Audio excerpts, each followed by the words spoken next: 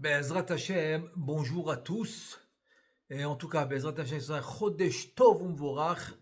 Là voilà, hier c'était Rosh Chodesh, là on commence le mois de Nissan.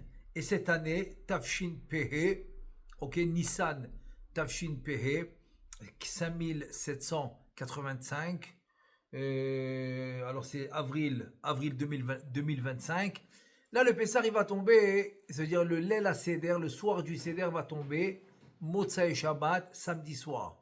C'est-à-dire que le soir du Seder va suivre Shabbat. Juste après Shabbat, on aura Leil HaSeder. Donc voilà, donc je vais essayer de donner plusieurs possibilités, comment se comporter avec le Chametz. Mais avant de rentrer dans les 4 possibilités, je vais juste faire un rappel général. Pourquoi? Parce qu'il y a 2 choses qui vont être avancées. Il y a 2 choses qui vont être avancées cette année. Il y a le Ta'anit Bechorot, c'est le jeûne des premiers-nés. Le jeûne des premiers-nés, au lieu d'être la veille de la fête comme d'habitude, qui est le 14 Nissan, et bien cette année, il va être avancé jeudi, parce qu'on ne l'avance pas pour vendredi. Parce qu'on ne fait pas les khatri, là, a priori, on ne fait pas des jeûnes vendredi, à moins que c'est la date, comme par exemple le 10 Tevet, lui, il peut tomber vendredi. Mais un jeûne qui est repoussé de Shabbat, comme par exemple Ta'anit Esther aussi, ça peut arriver qu'il soit repoussé de Shabbat, alors on va le repousser à jeudi, pas vendredi. Donc jeudi 12 Nissan, ça va être le jeûne des premiers-nés qui va être avancé. C'est première chose qui va être avancée. Donc c'est rien qu'un rappel pour celui qui est un premier-né et qui veut s'acquitter du jeûne. Donc il devra aller jeudi matin à la synagogue pour écouter un Siyum Masechet, pour écouter quelqu'un qui finit un traité de Gemara, et comme ça il pourra être acquitté avec la joie qu'il a fini le traité, il s'associe à cette joie, et donc il peut être acquitté du jeûne des premiers-nés.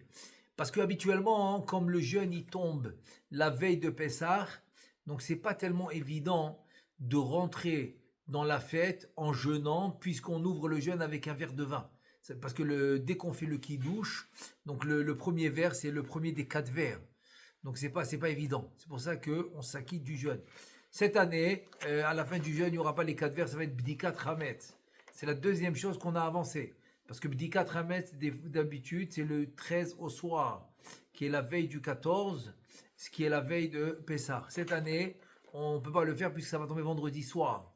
Le 13 au soir, c'est vendredi soir, puisque le 13, c'est vendredi. Donc finalement, on doit avancer la Bdikat Hametz jeudi soir. Jeudi soir. Et donc c'est ça que je disais. Donc il y aura pas le verre de vin. Mais bon, donc ça c'est. Mais si quand même, comme on est dans une génération que c'est difficile de jeûner, donc bien sûr qu'a priori, il n'y a aucun problème. Il peut aller s'acquitter du jeûne en écoutant le Sioux. Donc voilà, ça c'est par rapport au jeûne des premiers-nés. Et bon, je fais rien qu'un rappel pour les parents, c'est-à-dire pour le père qui a l'habitude de jeûner, même si c'est pas un premier-né pour son fils qui est premier-né parce que son fils il est petit, donc lui aussi devrait aller s'acquitter pour un Siyum Masechet. Ça c'est bon, c'est pour celui qui a l'habitude. Mais bon, s'il n'a pas l'habitude, c'est pas une obligation. Ensuite, le soir, jeudi soir, on a avancé Bdikat Hametz. Donc je fais rien qu'un appel rapide. C'est qu'on va faire la bracha. Baruch ata Hashem Elokeinu melech haolam. Asher kideshanu b'mitzvot v'tzivanu al be'or chametz. Même si la mitzvah c'est de Bdikat Hametz, mais la bracha c'est sur brûler le chametz, puisqu'on fait la bracha sur le futur. C'est quoi le futur? C'est qu'on va brûler le chametz.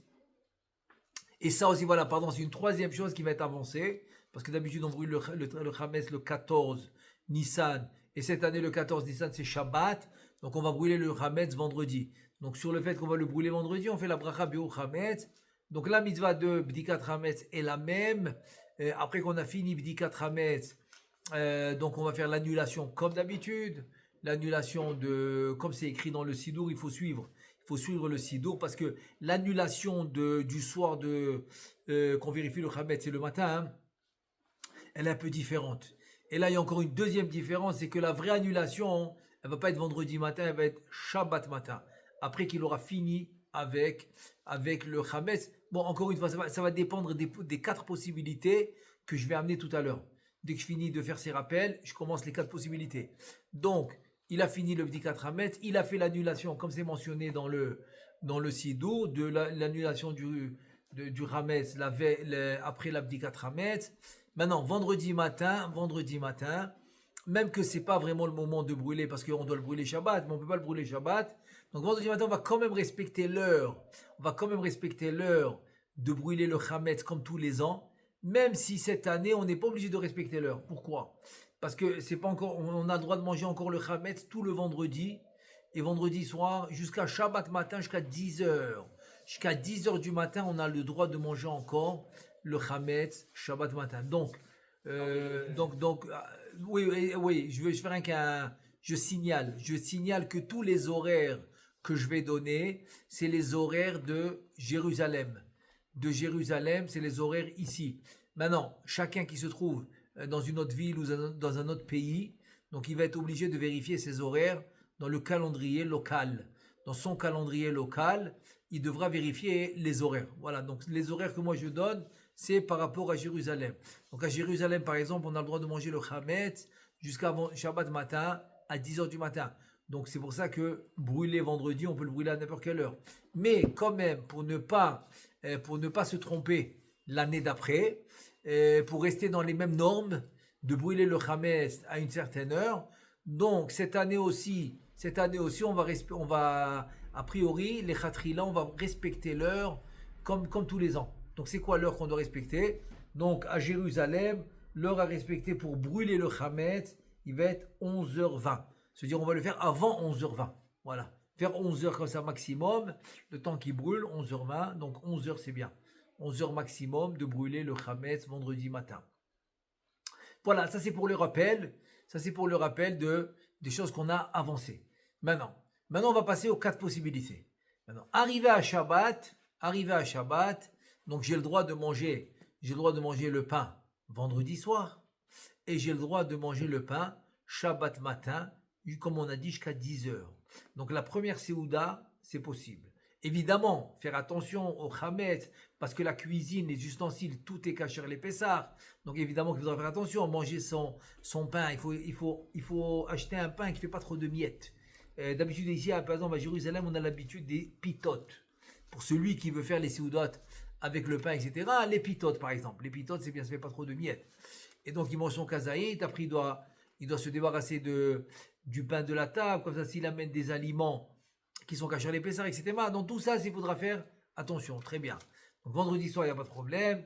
Shabbat matin, il doit prier très tôt, au net par exemple, parce qu'il doit finir la Séouda avec le Hametz, maximum à 10h. Très bien. Donc si maintenant, selon cette solution-là, et Shabbat, c'est Shabbat normal, les tfilotes normales, l'Aftara normal, l'Aftara, pardon, c'est Shabbat Agadol.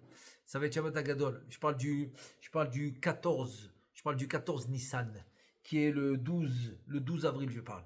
12 avril. Et tout à l'heure, je parlais de jeudi qui va être le 10 avril et vendredi le 11 avril. Donc maintenant, je parle de Shabbat qui est le 12 avril, qui est le 14 Nissan. Et donc l'Aftara va changer parce que ça s'appelle Shabbat Agadol. Shabbat Agadol, c'est le Shabbat qui va devancer la fête de Pessah. Mais tout le reste, les tfilot, c'est tout ce Shabbat normal. Shabbat normal. Et donc maintenant, voilà. Maintenant, je vais commencer les 4 possibilités. Les 4 possibilités, c'est les suivantes. Je vais commencer par la première. La première que moi j'ai opté. J'ai opté depuis tout le temps. Depuis tout le temps, j'ai opté à cette solution qui a été écrite par le Rav Ovadia Yosef Alav Shalom, Zecher Tzaddik Vekadosh Libracha, dans son livre Yabia Omer, qui a donné une solution extraordinaire. Et surtout, je le faisais. Pourquoi? Parce que les enfants étaient petits, etc. à la maison, pour ne pas être stressé de courir après eux pour le Hametz. Parce que c'est quand même un peu stressant de courir après les enfants. Ne va pas là, fais attention, les miettes, etc. Parce qu'à Pessah, les miettes deviennent interdits. Même une miette, quoi. Il n'y a pas de shi'ur, il n'y a pas de quantité. Il n'y a pas de quantité de Hametz à Pessah. Si le Hametz à Pessah, une miette, elle tombe dans une marmite énorme, toute la marmite est pas cachère. Toute la marmite est pas cachère, même si une miette de Hametz. Et comme le Hametz, il est très frais, et ils l'ont mangé Shabbat, donc c'est frais, donc c'est pour ça que c'est un peu plus compliqué. Donc c'est quoi la solution? Il nous dit dans Yabia Omer, il dit comme ça. On a un klal, on a une généralité qui dit comme ça. Que la matzah avec laquelle on va s'acquitter et on va faire la mitzvah le soir du Seder, cette matzah qu'on peut faire la mitzvah le soir du Seder et on s'acquitte de la mitzvah. Et c'est quoi la mitzvah? Eh bien la mitzvah par exemple, motzi matzah, de manger kazaït, il y en a mangé 2 kazetot, ensuite le kazaït avec le korer, ensuite le kazaït de afikoman. Il y en a qui mangent 2 kazaït afikoman. Bon, chacun selon sa coutume. Ça, c'est la mitzvah du soir de Seder. Cette matzah, avec quoi je fais la mitzvah, j'ai pas le droit de la manger, selon la halakha, la veille de Pessah. C'est quoi la veille de Pessah? C'est à partir de l'aube. À partir de l'aube, c'est le 14 Nissan, qui est le 12 avril.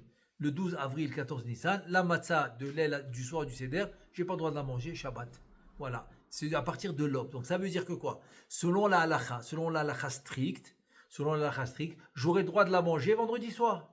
Donc vendredi soir, puisque j'ai plus, moi je parle excusez-moi, j'ai oublié de dire que si je vais opter pour cette solution, donc vendredi, quand j'aurai brûlé le chametz, j'aurai tout brûlé, j'aurai plus de chametz. C'est-à-dire je me débarrasse complètement du chametz vendredi, jusqu'à 11h du matin, je brûle tout et je fais l'annulation. Je refais ce qu'on appelle le FKR, quoi.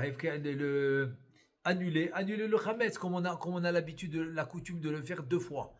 Une fois le soir où on a fait l'abdika du chametz et le lendemain. Après qu'on a brûlé le chametz, ça s'appelle bitul chametz. Cette annulation, si j'ai opté pour cette solution, donc je la fais complètement, je la fais normalement, comme si c'était la veille de Pessah. Donc j'ai brûlé le chametz, j'ai annulé le chametz, j'ai plus de chametz à la maison. C'est-à-dire à partir de, après 11h que j'ai brûlé toute l'après-midi de vendredi, il n'y a plus de chametz. Fini. Plus de chametz à la maison. Donc vendredi soir, la matzah devient motzi.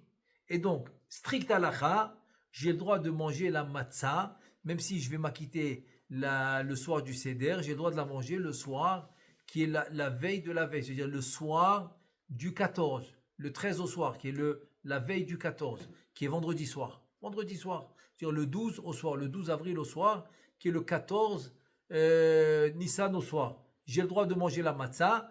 Donc, celui qui veut, il peut faire le repas de Shabbat avec la vraie matzah vendredi soir. Le problème, c'est le lendemain matin. J'ai plus le droit de manger la matzah puisque le soir, je dois faire le seder. Très bien. Donc, qu'est-ce qu'il nous dit Rav Ovadia? Il nous dit il y a une autre solution. C'est de cuire une matzah ou bien de la metougan, de la faire frire. Ça veut dire qu'il faut que je trouve une marmite ou bien un plat qui peut être sur le feu comme en aluminium, en inox, etc., qui peut être sur le feu. Et je peux préparer un bouillon, par exemple, parvé. Et donc, je vais être obligé qu'il soit assez grand pour que la matzah peut rentrer entièrement. Parce que si maintenant je fais cuire moins que kazaït, la matzah devient mésonote. Donc ça ne m'arrange pas. Et pour ça, ça m'arrange pas, ça devient matzah mevouchal, mésonote. Il faut que la matzah rentre entière et reste plus que kazaït. Donc comme ça, la matzah va rester motzi. Et donc qu'est-ce que j'ai gagné? J'ai gagné que cette matzah, je ne peux pas faire la mitzvah avec le soir du seder. Je ne peux pas. Si je la mange le soir du seder, je ne suis pas acquitté. Parce que ça s'appelle plus matzah puisqu'elle est cuite. Elle est cuite dans un bouillon. Donc ça veut dire que je peux la manger la veille de Pessah. Parce que je ne peux pas m'acquitter avec de la mitzvah de manger la matzah le soir du seder. Donc il nous dit comme ça, il nous dit on peut faire cuire comme ça des matzot, la quantité qu'on a besoin. Ceux qui veulent les 12 pains à table, ils peuvent en faire plusieurs, mettre les 12 plus celle du motzi. Et comme elle est restée entière, il faut la laisser quelques secondes dans le plat, sous le feu. Le plat il est sous le feu, c'est un bouillon qui bout, quoi, il est très chaud. Et donc la matzah quelques secondes, je la retire entière.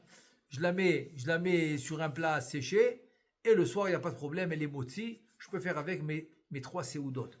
Donc à ce moment-là, je pourrais faire la séouda de Shabbat avec cette matzah mevouchal cuit. Ou bien celui qui veut faire le strict halakha, il peut faire avec des matzot normales. Mais le lendemain matin, faire avec ces matzot-là cuites. Et voilà, et que séouda shlichit aussi. Donc il faut faire mincha tôt. faut faire minchato, parce qu'il faut manger toutes les kazaïtes que j'ai mentionnées tout à l'heure. Motzi matzah. Il y en a qui mangent 2 kazaïtes. Ensuite, le kazaït avec le korer. Et ensuite, le kazaït dans le afikoman. Il y en a qui mangent 2 kazétot. Donc, c'est pour ça que il faut avoir de la place. Il faut avoir de la place pour le manger avec appétit le soir. Donc, mincha, faudra faire mincha gedola. Mincha gedola. Et après mincha gedola, faire seuda shlichit avec ses matzot qui sont cuites. Ou frites. Frites ou cuites, c'est la même chose. Mais rien qu'il faut qu'elles soient entières pour qu'elles soient plus que kazaït. Et voilà, j'ai gagné que... Il n'y a pas de stress, c'est-à-dire s'il y a des enfants, etc., pas besoin de courir après eux. La maison est cachée les Pessah, les Seoudot étaient cachés les Pessah. Et j'ai gagné 3 Seoudot. C'est ce qu'il nous dit Arav Ovadia, Alav Shalom. On a gagné 3 Seoudot complètes, normales. Donc voilà, ça c'est la solution que par exemple j'ai opté. Très bien. Maintenant, il y en a, ils veulent quand même faire avec Hametz, comme le Shulchan Aruch il dit. Donc, s'ils veulent faire avec Hametz, donc ils devront acheter des pitotes. Donc, ça veut dire que l'annulation, ils vont pas la faire vendredi, puis ils l'ont fait jeudi soir. C'est la première. La deuxième, ils vont attendre Shabbat pour la faire. Et je vais tout de suite dire l'heure. Et donc, ils vont acheter des pitotes, par exemple, qui font pas trop de miettes. Ils font le repas vendredi soir, faire attention. Faire attention avec le Hametz qui s'en va pas dans tous les sens. Et évidemment, parce que tout est caché à l'épaisseur à la maison. Et donc vendredi soir, Shabbat matin, ils devront prier tôt et finir la Seouda maximum à 10h avec le Hametz. Et voilà. Donc maintenant, ils ont fini avec le Hametz. Tous les pitotes qui restent, qu'est-ce qu'on fait avec? Alors, 2 possibilités. Il faut les annuler. Alors, première possibilité, c'est par exemple de verser de la javel dans ces pitotes-là, et ça les rend pas aptes à manger, même à un chien. Et on sait que tout ce qui est pas apte à manger à un chien, il est plus chametz. Ça s'appelle plus de la nourriture. Pour que ça s'appelle chametz, il faut que ça soit de la nourriture. Maintenant, si même un chien, il peut pas le manger, c'est pas de la nourriture. Donc voilà. Donc il a annulé ses pitotes, il peut les jeter maintenant tranquille. Et là, il fait l'annulation. Donc manger, on a dit, c'est jusqu'à 10h maximum. Et l'annulation, il l'a fait vers 11h. 11h15, il peut encore faire l'annulation. Et là, il faut faire attention de ne pas dépasser le temps. Parce que si tu dépasses le temps, tu ne peux plus l'annuler. C'est plus à toi le Hametz. Comme on est le 14, Nissan, donc si on a dépassé l'heure de l'annulation, le Hametz devient Hefker de la Torah, il n'est plus à nous. On ne peut plus l'annuler. Donc il faut faire l'annulation maximum à 11h, vers 11h, 11h15 maximum. Et là, il annule comme la deuxième fois qu'on fait tous les ans. Il annule le Hametz, et là, c'est bon. Maintenant, qu'est-ce qu'il fait à Seuda Shlichit? Alors maintenant, pour Seuda Shlichit, il y aura 2 possibilités. Voilà. Donc une possibilité de Seuda Shlichit, c'est Matzah Ashira. Matzah Ashira qui est la Matzah Maisonot. Pourquoi? Parce que ou bien c'est la vraie Matzah Ashira qu'on fait avec de la farine et du jus, pas de l'eau, mais il faut faire attention parce que si on la fait avec du jus, après on met un peu d'eau, donc ça devient très très vite Hametz. Tout ce qu'on a dit que le Hametz, que la pâte, elle va fermenter en 18 minutes. On parle de la farine et de l'eau. Ça prend 18 minutes. Mais si tu as mis de la farine et du jus d'orange, par exemple, du vrai jus d'orange et du vrai vin sans eau, tu as mis dans la farine, jamais elle fermente. Jamais. Mais si tu le rajoutes un peu d'eau, elle fermente très vite.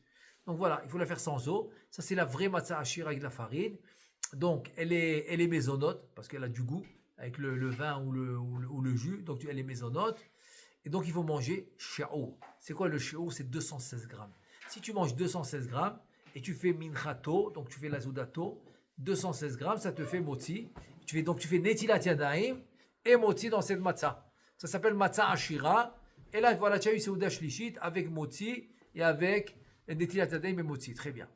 Maintenant, celui, comme par exemple les ashkenazim, etc., ils ne mangent pas. Ils ne mangent pas matzah ashira. Ou il y en a qui ne veulent pas parce qu'à cause du hercher, ils ne veulent pas manger la matzah ashira. En tout cas, celui qui ne mange pas de matzah ashira, donc il ne reste pas beaucoup de solutions. C'est les fruits, les dattes, les fruits. Il y en a qui peuvent manger un plat. Par exemple, je sais pas moi, un peu de viande, un peu de poisson pour Seuda Shlichit. Mais bon, mais il n'y a pas maisonnote puisqu'il... Moi, je parle d'un cas où il ne veut pas manger la matzah ashira. Et ou bien à cause du hercher, en tout cas, c'est ce qui reste. Il reste les fruits et les plats cuisinés. C'est ce qu'il peut manger à Seuda Shlichit. Donc voilà. Donc ça c'est maintenant, on a parlé de 3 solutions. C'est les trois solutions. Maintenant, quatrième solution, c'était en fait la solution selon Rabbi Shimon Bar Yochai, ok, dans le cas de figure, c'est le cas de figure où il mangeait le chametz, donc vendredi soir, Shabbat matin. Maintenant, Seuda Shlichit, il peut pas, ok, parce qu'on parle à l'époque où par exemple, il faisait pas on peut pas maintenant. La question est-ce qu'il pouvait pas, je rentre pas dans ça, parce que c'est sûr que c'était possible. S'il voulait par exemple cuire de la matzah, il aurait pu. Mais on va dire que c'était pas possible à l'époque. Et donc il se retrouve maintenant Seuda Shlichit sans pain. Il n'y a pas de pain. Et donc, comme il n'y a pas de pain, eh ben, selon Rabbi Shimon dans le Zohar, il n'y a pas Seuda Shlichit. C'est pas comme le Shulchan Aruch. Shulchan Aruch, il te dit il n'y a pas de pain, ben, tu peux faire des fruits, tu peux faire autre chose. Mais Shulchan Aruch, il dit non. S'il n'y a pas de pain, il n'y a pas de Seuda Shlichit. Donc, qu'est-ce qu'il fait Rabbi Shimon? Il étudie. Donc, selon Rabbi Shimon, Seuda Shlichit, sans pain, c'est pas une Seuda. Donc, il fait le limoud. Et on m'a dit que c'était ça le minag aussi des Chabad. Des Chabad, en plus, tous les Shabbats, je pense, parce qu'ils font pas Seuda Shlichit. En tout cas, ça, c'est le minag de Rabbi Shimon, comme il rapportait dans le Siman Taf Mem Dalet, dans les Nosei Kelim, du Shulchan Aruch, il ramène Rabbi Shimon, que lui, il étudiait.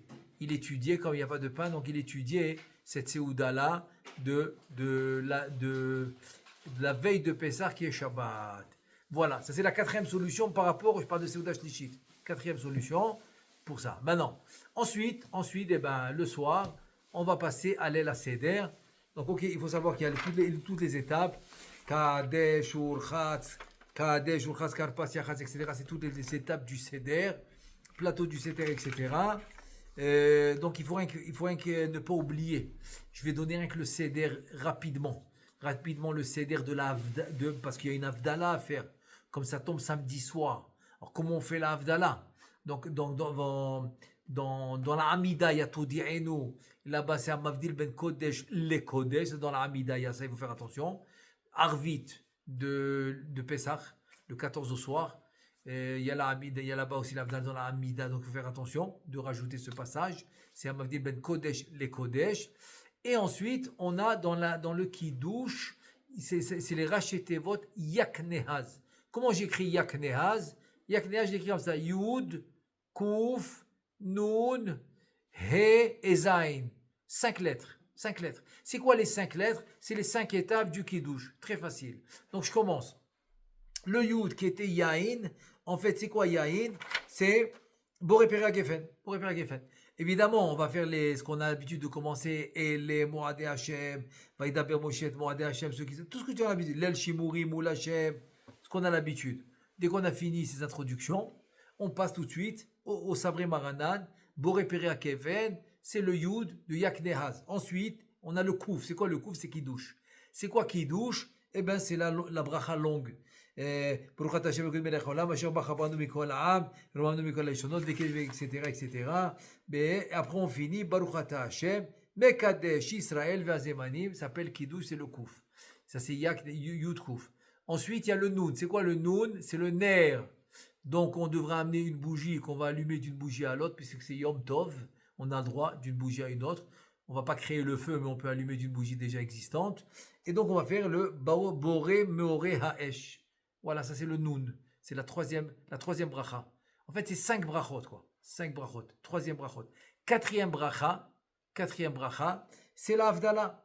Mavdil ben Kodesh lechol, etc. Et on finit, Baruch Hashem, Mavdil ben Kodesh le Kodesh. Quatrième bracha. Cinquième bracha, c'est le He. Le He, c'était la Havdalah, ce que je viens de faire, c'est la quatrième. La cinquième bracha, c'est le Zain, c'est le Zman, c'est Shechianu. Et ensuite, on fait Shechianu. Et voilà, on a fini le Kiddush. Et on continue le Seder. Kadesh, Urchatz, Karpas, Yachat, etc.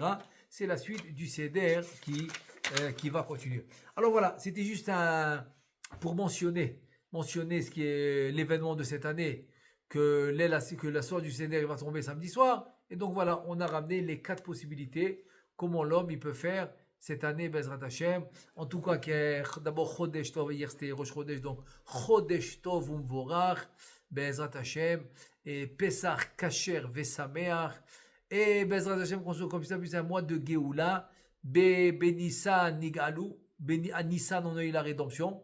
Nissan, Atidim Ligael, à Nissan, on aura Bezrat Hashem la rédemption finale. Bezrat Hashem, Amen, ve Amen.